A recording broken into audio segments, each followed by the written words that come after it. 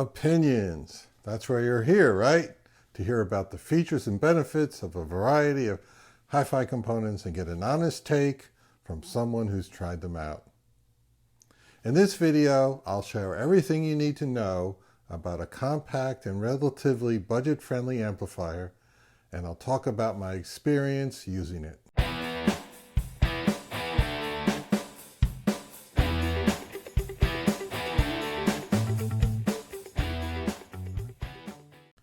Who out there in YouTube land has a desk hi-fi setup? I've been running a desk system for over 25 years, and it was my only music playback setup for a significant period of time. I didn't use or know about dedicated DACs back then, just using the built-in sound card through the mini headphone jack out of the computer. Now things have come a long way since those days, and my desk has seen a parade of gear over the years. You know, here's a quick slideshow of some of the components I've tried.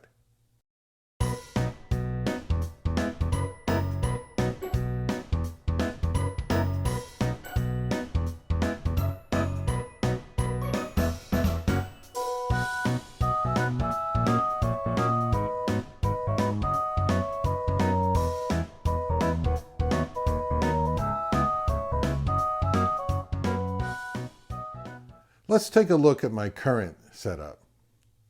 On the right side is an M1 Mac Mini surrounded by external hard drives for music, video, and photo storage.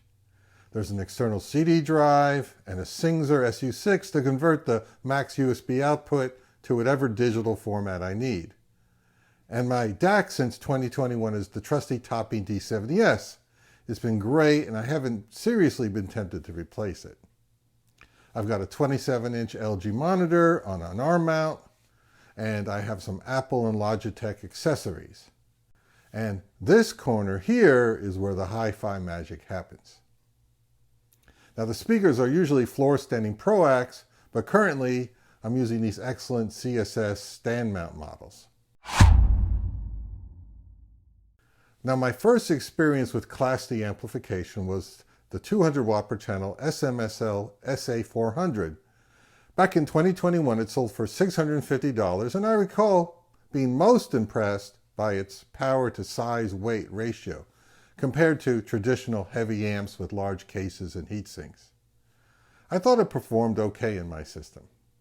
Since then, I've had the pleasure of trying out a few Orchard Audio Class D amps using the relatively new to hi-fi gallium nitride, or GaN, technology.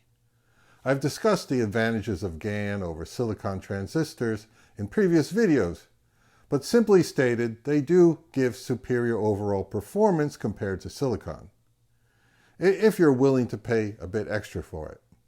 So when I heard about the new, more affordable SMSL GaN amplifiers, I was intrigued.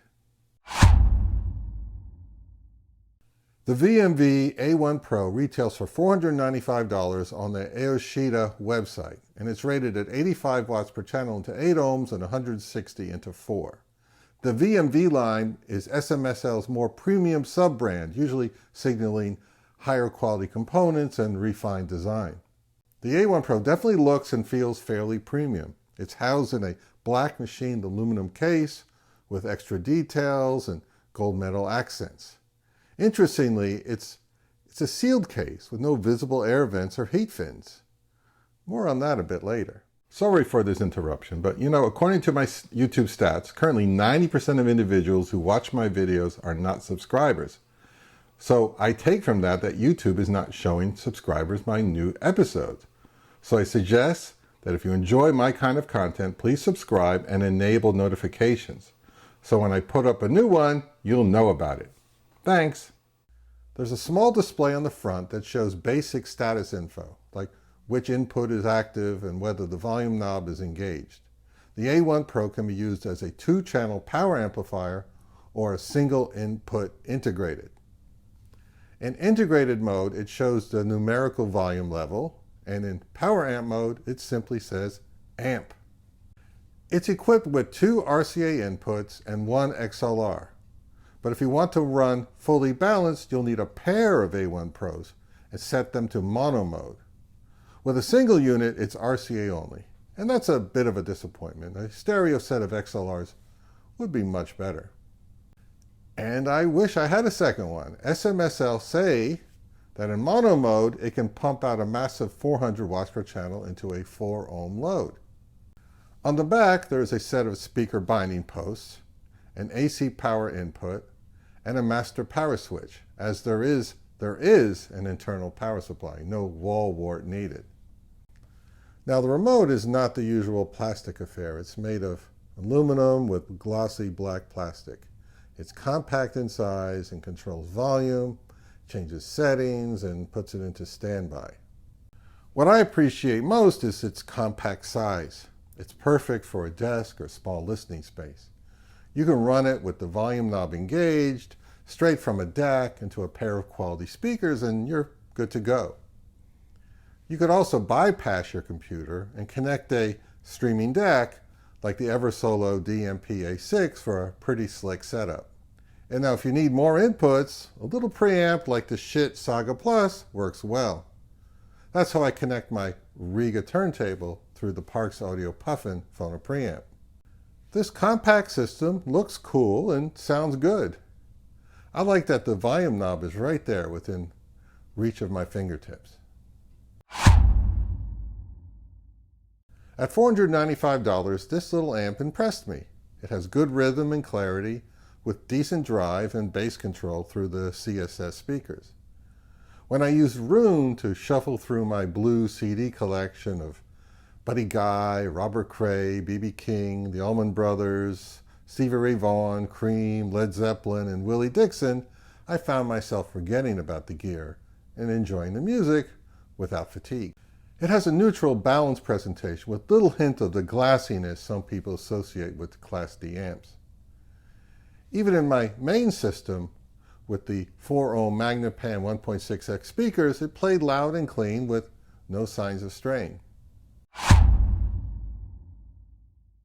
My sample does run a bit warm, warmer than I expected, even in standby. With no visible vents, I reckon the top plate does most of the heat dissipation. I didn't notice any negative impact on the sound, but it did reach a toasty 110 degrees Fahrenheit after a few hours of listening, which is 30 degrees above this ambient room temperature.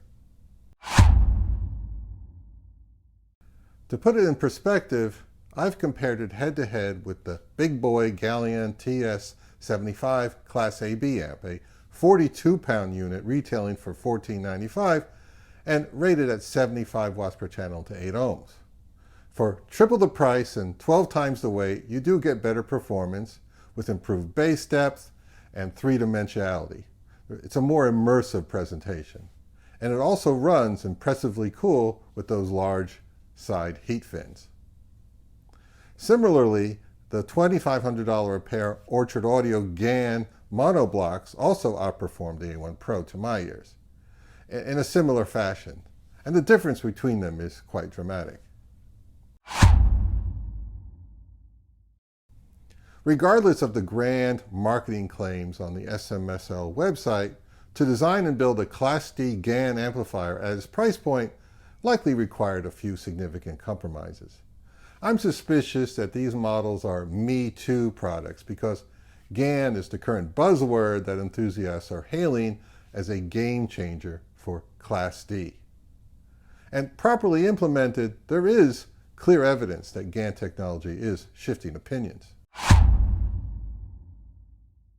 If you're building a small desk or bedroom system and want a wallet-friendly, flexible, well-built amp that delivers moderately punchy, neutral sound in a small form factor, the A1 Pro should definitely be considered. It's good, but it's not a giant killer. Now check out the link below to the Ayoshida website for more details, and to order one if it sounds like your jam.